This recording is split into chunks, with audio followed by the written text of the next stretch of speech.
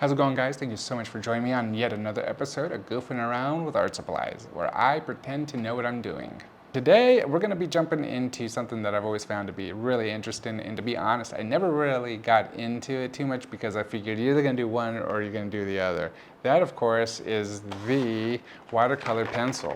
I was at IKEA, and if you're anything like me, you see an art supply that is under $10, you're pretty much going to buy it. I believe they are pronounced as the Mola watercolor color pencils. I do understand that there are spectacular companies out there, like the Derwents are phenomenal. I've seen people do just incredible work with those. So I get it.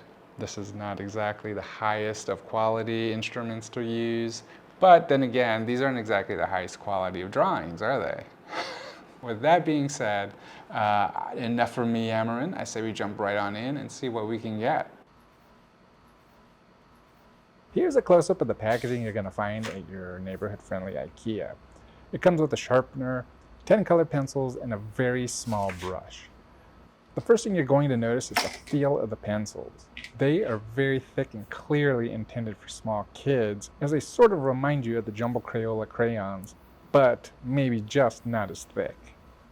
The other thing is the feel of the wood. They feel very good in the hand, and having them slip out of your grip seems very close to impossible. This is definitely a review of an art supply, however, I did want to get into the story of the illustration. As is more often the case than not, I really didn't have much of an idea as to what I wanted to draw for this demo. So I just started drawing, and lo and behold, what I thought was just my imagination coming out was actually a memory from my childhood. I grew up in Springfield, Virginia, in a street named Landgrave Lane. 3 doors down from us was a small family who owned a cat. The name of the cat was Tiger, and there really wasn't anything remarkable about him. He was just a typical cat as far as I was concerned.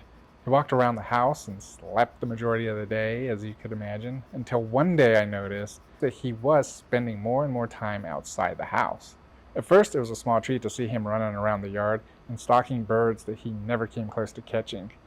But then it just became the norm. I remember asking the boy who owned him if he was ever worried that Tiger would run away from the house. But he never seemed that worried. Time went on, and every time I was outside, I'd see Tiger roaming around. He no longer was just in his owner's yard, but in everyone else's. He seemed to just call the whole neighborhood his home, and it was very clear that his owner stopped taking care of him.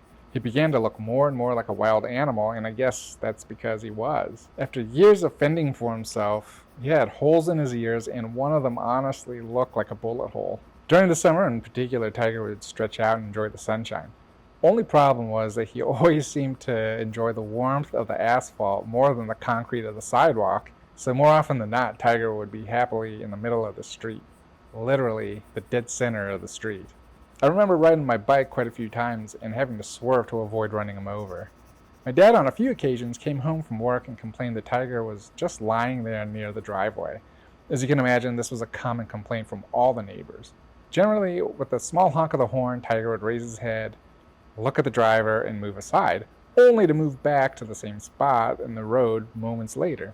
This became his routine.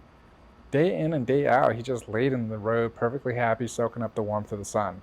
Cars would come, and after a lazy look, he'd move aside, let the car go on its way, and go back to his spot. However, Tiger became somewhat of a gatekeeper in the neighborhood. I noticed as time went on, he'd take just a little longer to move out of the way for certain cars. Lucky for me, I was a kid and I rode a bike, so I never had to personally deal with it. One day, a green Jeep came down the street, saw Tiger from a decent distance, and slowly approached him as he lay in his spot. The Jeep stopped, honked its horn, and that caught Tiger's attention. Tiger quickly turned his head towards the Jeep, stared at it, and went right back down to lying in the middle of the street. The Jeep inched closer to Tiger and revved its engine. Tiger didn't move. The Jeep honked, still nothing from Tiger. The Jeep honked continuously at Tiger as it moved closer and closer to the uncaring cat, till finally Tiger sat up and turned his back to the Jeep. The Jeep got so close, the Jeep's license plate was up against the back of Tiger's head, all the while blaring its horn.